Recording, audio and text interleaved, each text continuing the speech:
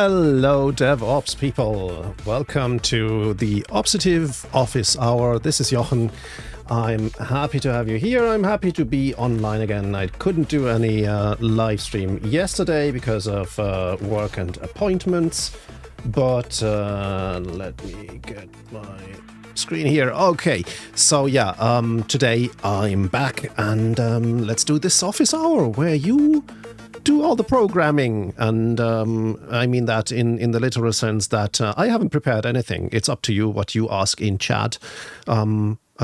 Preferably stuff around open source software. If you have any questions in particular about Linux or Ruby, I'm more than happy to help. If you have questions about Perl, I might be happy to help as well. The likelihood that anyone still is asking questions about Perl are pretty slim though.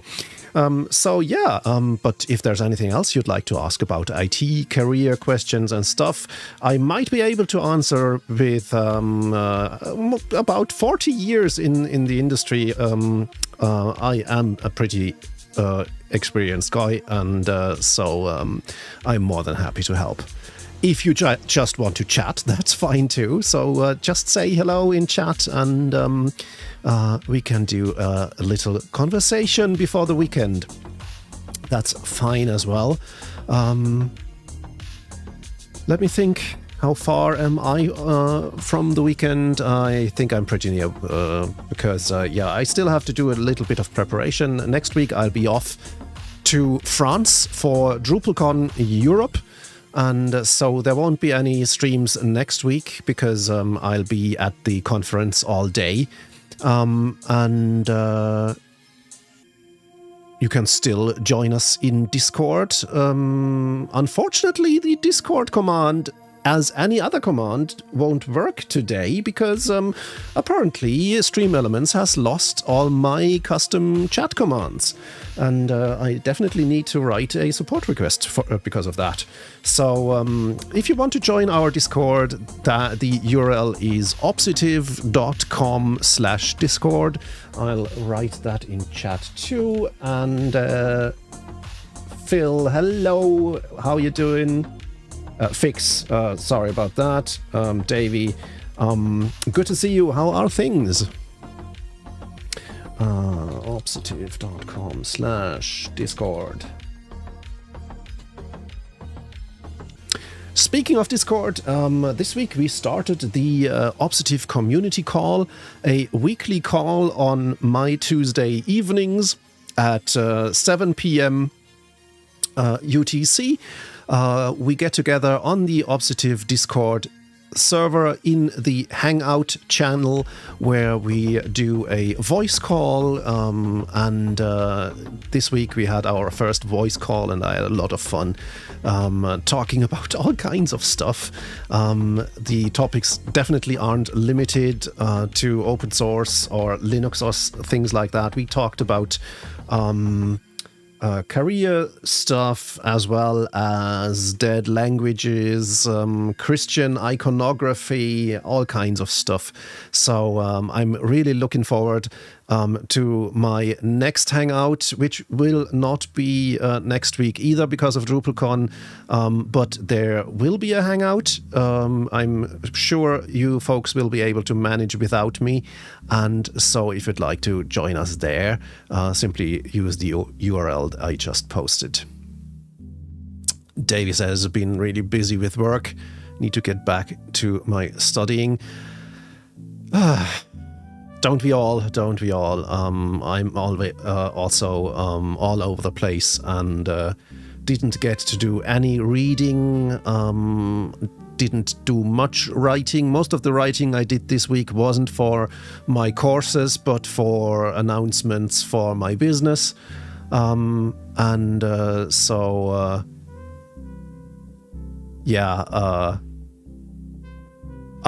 can definitely relate not being able to do the stuff that one should or does want to do. Fullersnabel, hello, you are a crypto king now. I'm almost afraid to ask what that means, but I'll do it anyway because you are such a regular that I don't think I'll bash my head against the wall. But yeah, go ahead. Tell us, why are you a crypto king now?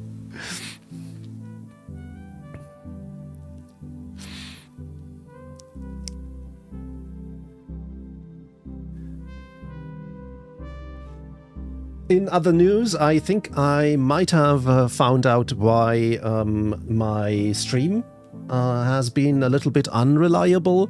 And I think that's because my CPU cooler doesn't do its job. Some of my cores, when I'm running the stream like now, I have BTOP on screen here. I can actually show it to you. Take a look at that. Some of these cores have 80 or 89 degrees while I'm streaming. And for example, if the hourly backup job comes along and stresses the CPU a little bit more by scanning the whole file system, this gets even worse. So I think my CPU cooler might be either broken or simply not up to the task. I tried to find out what kind of CPU cooler is, and the only one I found on the web that looks like the CPU cooler that came with my machine looks like a 130 watt cooler, and the CPU can put out 150 watts max. So if that's actually the case, the CPU cooler is under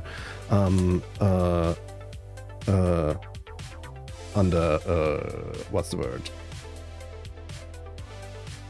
It's not the appropriate cooler. So I ordered myself a Noctua cooler that'll arrive next week, while I'll underdimensioned or I'm not sure what the word is I'm looking for. Anyway, you know what I mean. It isn't up to the job. So next week I'll get a Noctua cooler that I'll try to fix in there. We'll see how I do. You know how good I am at hardware stuff. Not looking forward to that, but it needs to be done. Phyllis now writes, some dude took some shaders I made and minted them as NFTs to make money out of them. Of course, no credit, but I am on the chain now with your shaders. Well, congratulations, I guess.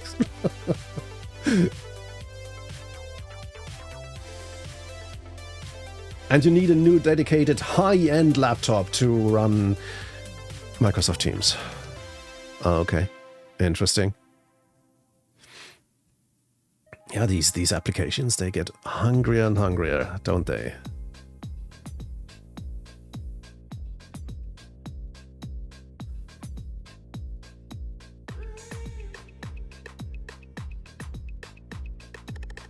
I'm hoping for the best anyway. I read a few forum posts where people wrote they replaced their cooler with a proper one and saw temperatures drop by 10 or more degrees, which would be a great change because, of course, I guess during my normal work, when I work in a browser or even especially when I work in Vim, I don't need a 32-core machine running at full tilt, but when I do live stream, I want this to be reliable without the machine overheating. So yeah, and hey, it'll be another learning experience for Mr. Full Stack Live here.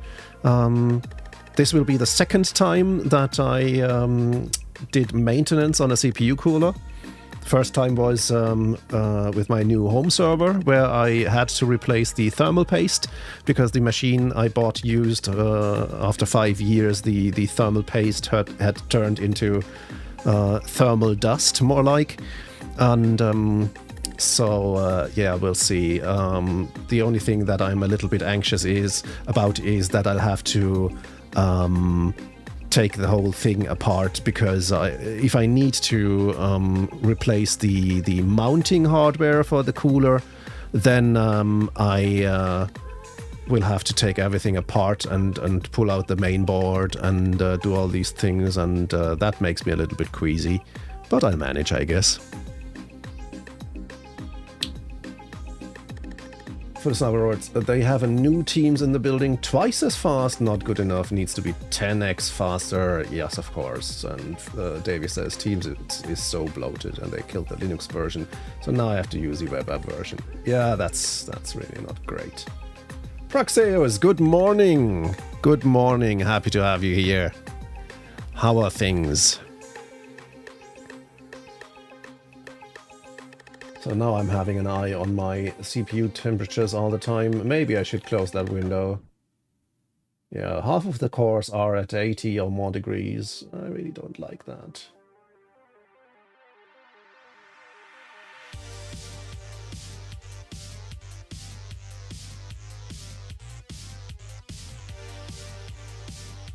So if any of you have a Ryzen 9 machine, I would be curious how your CPU temperatures look like during taxing tasks.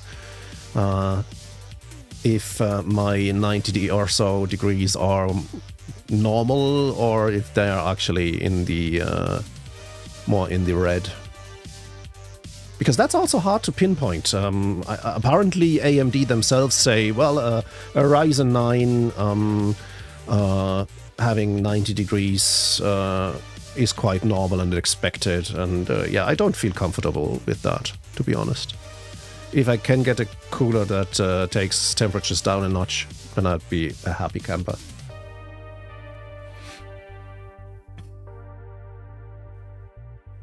Let me write that support request to Stream Elements, so maybe there's a chance I can get my custom commands back. Otherwise, I really have to think about how I'm going to deal with the situation. Maybe that's an opportunity to pick up my homegrown chatbot again. Let's see. When I started my live stream today, I found that all my custom chat commands have gone. I definitely did not delete them. Can you please restore the previous state?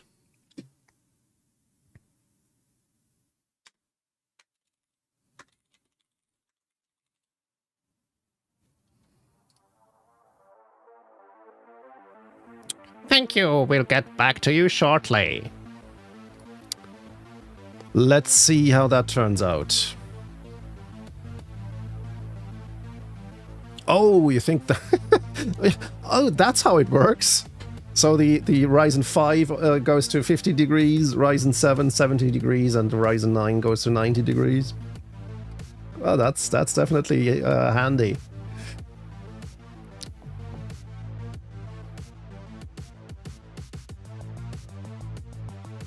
So I better don't buy a Ryzen 12, I guess.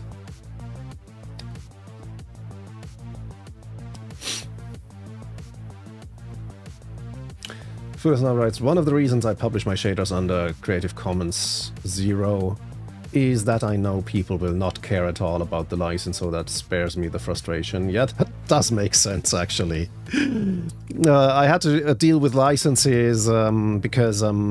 yeah, one of the things that blocked my work on my course materials was how to deal with that. How do I sell core? Yeah, Robert Nystrom wrote the book Crafting Interpreters, and Robert does sell that as books, both in print and as ebooks. And you can actually buy a PDF as well. And you can access the whole book for free on the web. Everything is designed in an amazingly great way. So there is a lot of work put into that. And when Robert wrote the book, he did that in the open on GitHub. And so he chose a dual licensing, actually, because he wanted people to freely share the code And that's why he licensed all the code with an MIT license, which is pretty liberal as well. And the prose that he wrote himself, so the meat of the book, he published under a Creative Commons share-alike non-commercial license, or an attribution required non-commercial license, more like. So I decided to adopt the same way. So I can now actually publish my Markdown prose for the Linux Master Course, which is again back on linuxmastercourse.com. I decided to put that website online again with the full content. And now there's even a GitLab repository where I'm sharing the whole source, mainly Markdown stuff. And so, yeah, the decision has been made, and I hope that people will actually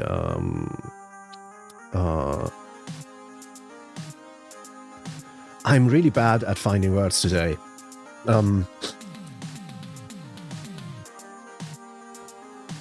People will actually honor the license that I'm putting this stuff under. That's what I wanted to say. For some words, I'm a license aware because that would be a security risk. Well, then you can't use it. It's as easy as that.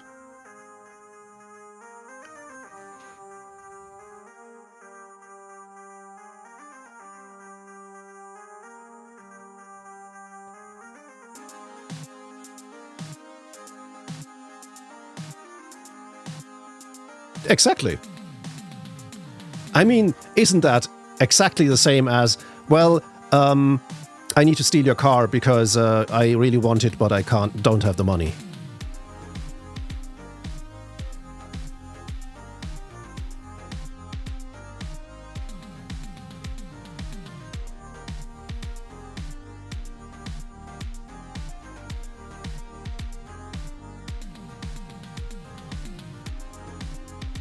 Yeah, I guess I need to squat in your condo because I really need a roof above my head, but I, of course, can't afford the rent. So, deal.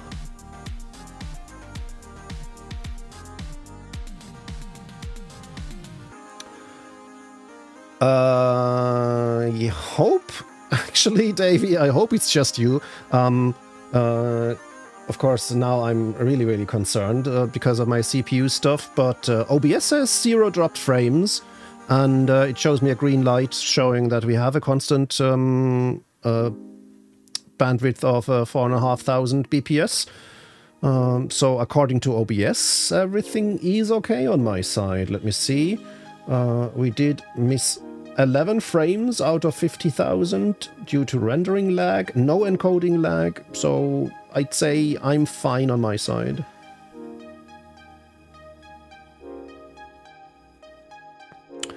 Praxis writes, understanding the open source licenses is tough. Yeah, it is. But I think there are also, that's why there are websites that do explain them in layman's terms. There's also the gap between Evil Corporation X developed this with puppeteers and theft versus open source devs spent nights, weekends and free time to build this and should be compensated. Should be compensated or at least respected. I mean, if people publish things, say, under the GPL, they put their own time and personality in that, and they want it to be free software in the narrower sense of the word, and people just don't respect that, or even worse, businesses don't respect that and simply rip it off. Then that's just not right. That's not okay. That's not going to fly. These people need to be put in front of a court.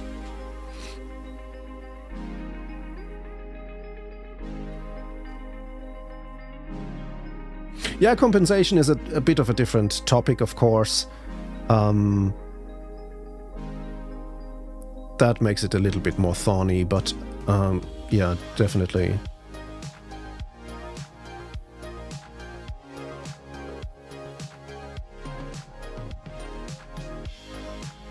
Yeah, so maybe it's Twitch. Let me see. I'm streaming using Restream, but they say connection is excellent, so I don't think there's anything that I can do. And so far, my CPU seems to be holding up.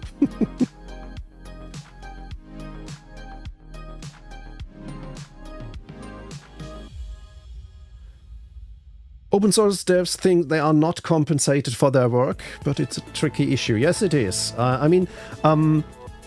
It has become more of a problem with companies using open source code for their Internet of Things devices and things like that. And they get found out and basically get forced to publish the source code because it's GPL'd and things like that. And yeah, I guess we need to educate people, even if it's using the force of the law. So, because these things need to work. If the open source community wants to live and stay sustainable, especially with maintainers and their health deteriorating all over the place, we need to make sure that licenses do get honored.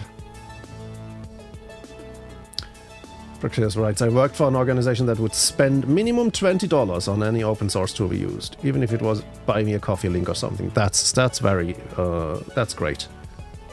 Yeah, cool way to do it. And nowadays with GitHub sponsors and all these established means of compensating people, I definitely think we should do that. So my business does also support and sponsor a few open source developers whose work we use on a daily basis, and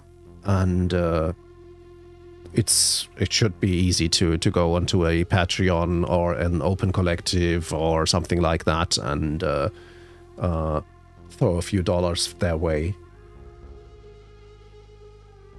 I think I can get the company I work with to sponsor, say, $10,000, but how should it be distributed? How can... Yeah, that's an important question, I guess. So if I use library X, should I only sponsor X? Should I also sponsor all transitive dependencies? Important questions. Questions that we might also keep discussing on the Obsitive Discord, by the way. That's a great topic to get opinions and perspectives on this interesting topic.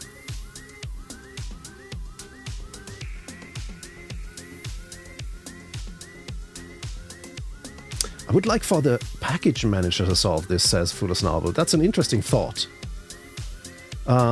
Isn't it Elementary OS or Endeavor OS? I keep confusing the two. Who have they have an actual app store where you can actually pay via the package manager, which is quite an innovative approach, I think. Not sure how successful it is, though.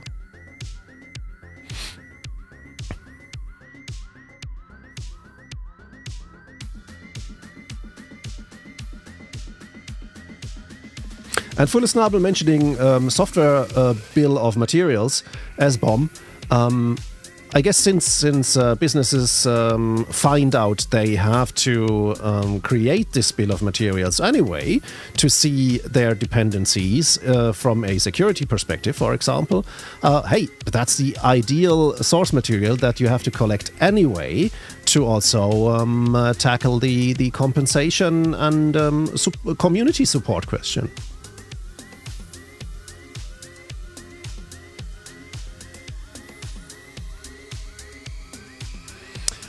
Another interesting thought by Fullersnabel, add money to open source software and open source software will fall apart. It might trigger another crisis in the broader sense, because it's new and it's a new situation that we need to find ways to deal with. But that was the same when free licenses came on the scene. I think that's the pioneer work that the Free Software Foundation did back in the day, and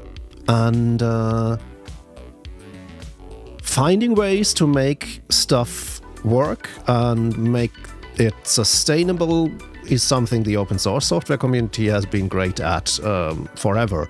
So it will definitely lead to some heated discussions and divisive opinions, but I think we'll manage. Maybe once we have evolved into a state where everyone's GitHub is tied to their paywall, royalties will be spread across the board. But indeed, how to split the pay equally. Sure. Yeah, that's a lot of open questions and issues that we need to tackle. Thorny issues, but that's not a reason to not tackle it.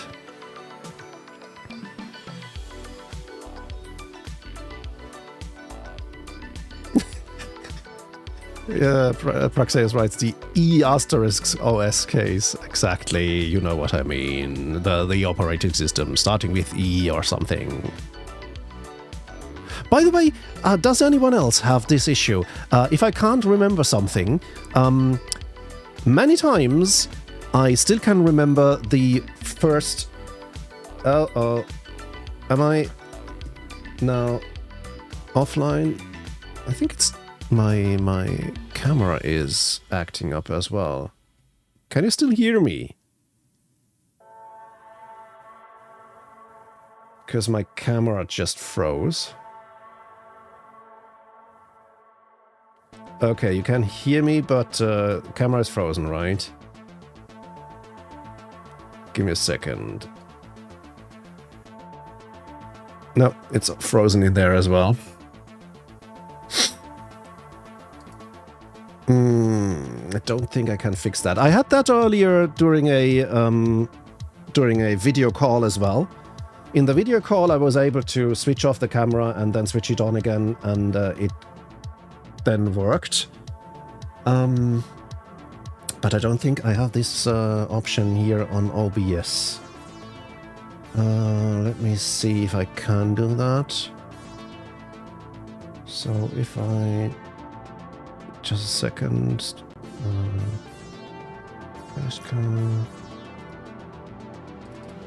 So if I change this, say, to that,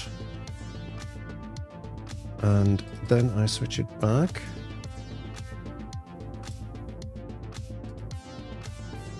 No, it doesn't come back. Now I have my coding stream as my camera. Oh dear. If I switch it off and back on again, no, that doesn't work either. Oh dear. Why do we have to have hardware? Software alone would work so nicely.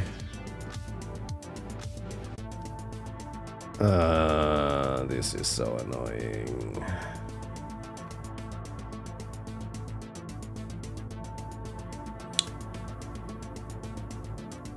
Give me a second. Need to think what I'm going to do now.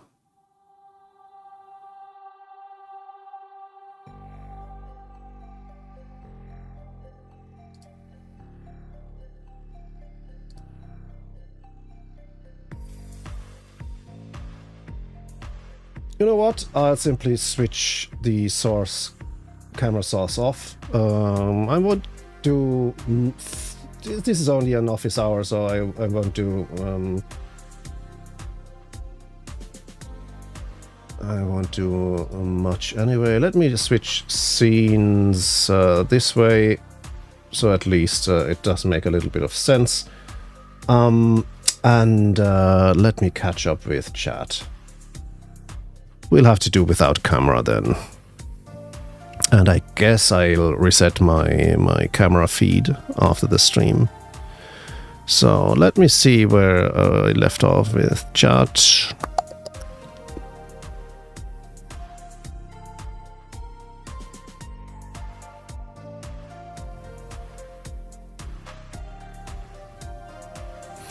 Fudas now wrote, the problem with SBOM is that libraries might use test libraries or build tools not in the SBOM. Yeah, okay.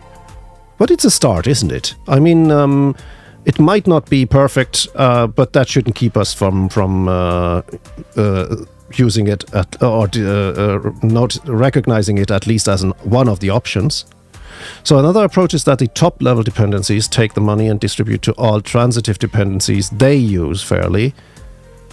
Yeah, that's not only administrative overhead, that would turn every developer into a business. But if they want to get compensated, they would have to be businesses anyway, I guess.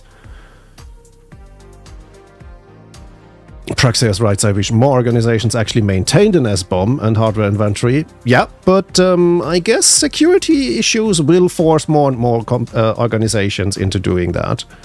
They got away without one so far, but with all these supply chain attacks happening, I think the times of not having an SBOM are soon going to end. But that's Fuller's now wrote, but that's what I do when I buy a beer. I pay for the beer and the beer company pay their vendors. Exactly, yeah. That Onion writes, isn't Web3 all about monetization? Maybe they have ideas. Dude, I am pretty sure that the Web3 guys have ideas. The problem is, at least judging from the last 15 years, they don't have any solutions.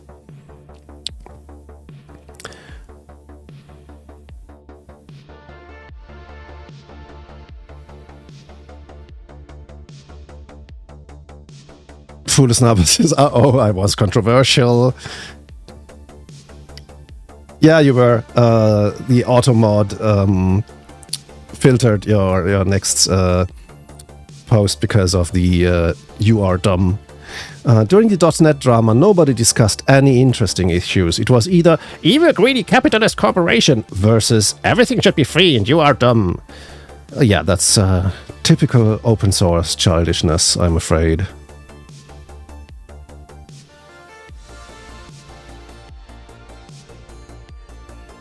Buying a beer pays the distributor, who purchased the goods from the bottler, who pays the manufacturer, the brewery in that case. Yeah, you're right, and I guess that's what we call a cottage industry, but why shouldn't we have the same in open source as well?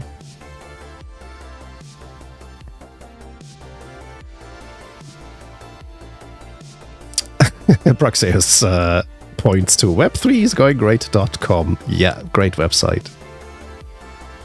Fudasama says, I will bring up Web3 next time they discuss compensations in the .NET world. I will see entire Twitter turn against me. Yeah, but they'll also turn against each other then, and everything will go down in flames, and you'll be in that. You'll be the girl in the burning house meme, I guess.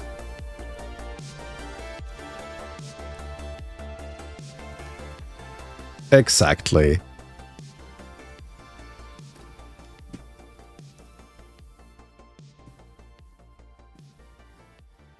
So yeah, that's something I really got to hate in OBS, that I can't reset any hardware dependencies. I would have to restart OBS, I guess, to get my camera back.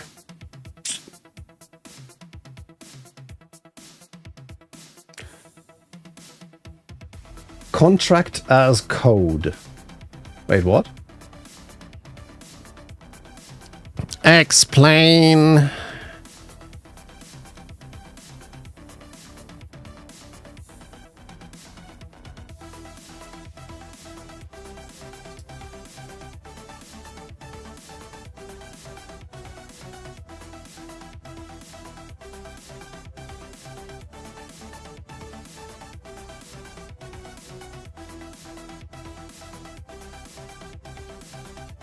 Wait a second.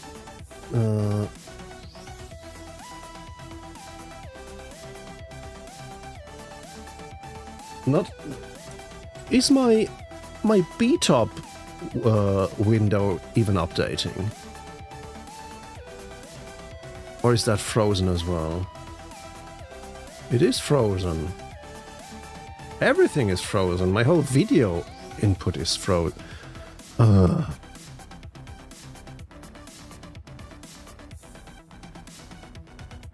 Are you even kidding me?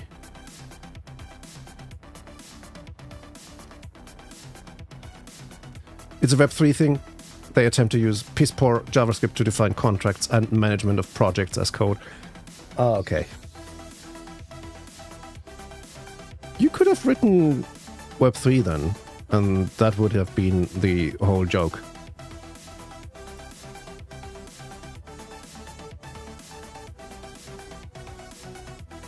In a very small and concentrated way.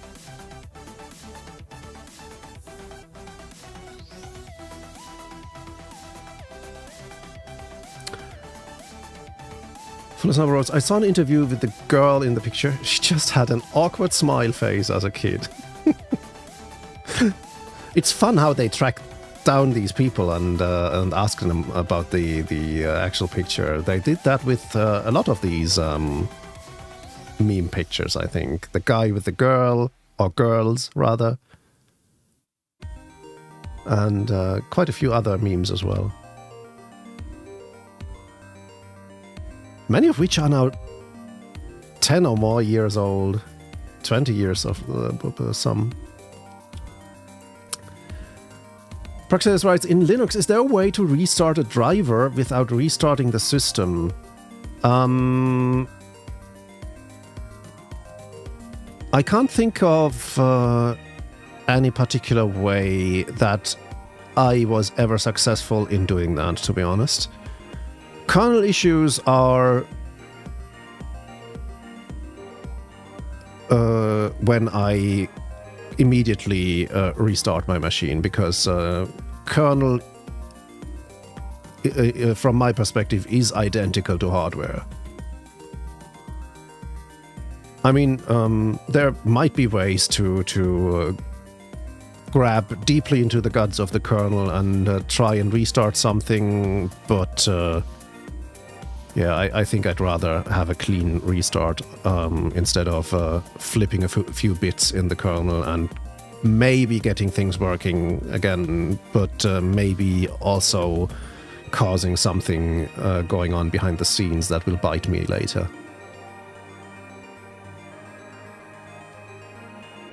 Full wrote, now I'm looking forward to the next big compensation drama. Well, I guess it's just around the corner, because these topics are not going to go away.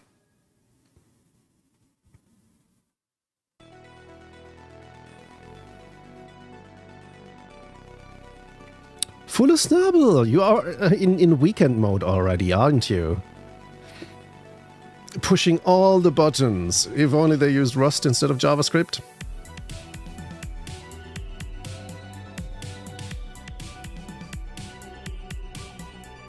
The Swede button? Wait, what? I think I remember the Norwegians and the Swedes don't get along too great. Isn't that the case? But calling the reset button the Swede button is that's rude. Rust, it's easy, it's memory safe. Oh, you had half a glass of wine. Well, welcome to the weekend, I guess. I still have a can of beer waiting in the fridge for me.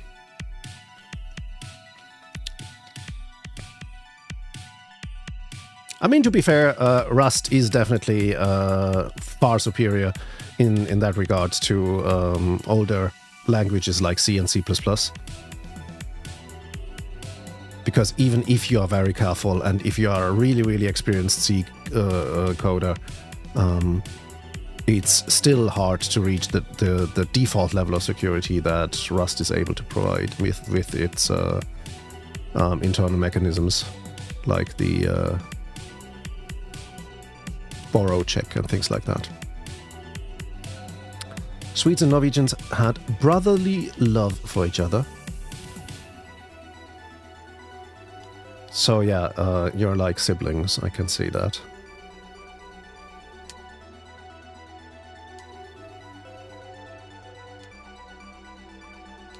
I feel like we're wandering into programmers are humans too comedy territory.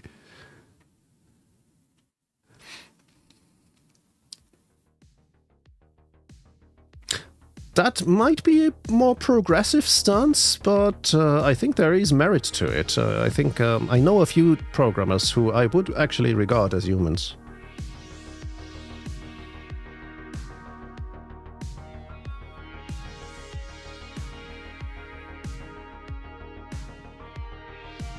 Oh, I know which YouTube channel you mean. Oh, is it Programmers Are Humans? Oh, I didn't quite connect that, but yeah, that channel is hilarious. That channel is hilarious. It's they often cross into cheesy territory and quite obvious and easy target space, but it's still funny. Emacs programmers, Rust programmers, AI people. Yeah, he definitely puts the finger into wounds there.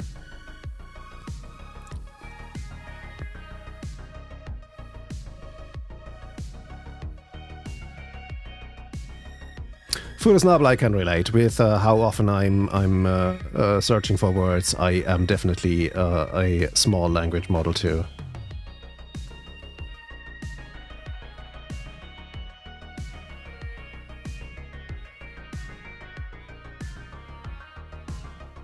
A Norwegian would only concede that I am an AI.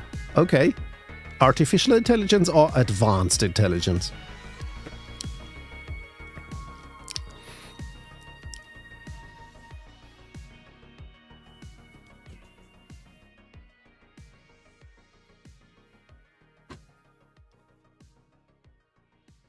All right, folks, I think I'll wrap things up and go into the weekend. I might actually sell my workstation here and replace it with a bonsai tree. We'll see if that's going to happen. Next week I'll be off, as I mentioned, for DrupalCon, and during that time my new CPU cooler should arrive. And if I don't break everything over the next weekend, the stream will be back the week after next week. And until then, let's stay in touch on the Obsitive Discord server, which I also have to write manually into chat because all my chat commands have vanished. Everything is broken, and it's not even a DNS problem this time. I have no idea what's happening. Let's hope that Twitch will still be there when I return end of next week. Yeah, until then, I guess I wish you a great weekend and a good week next week, and take care.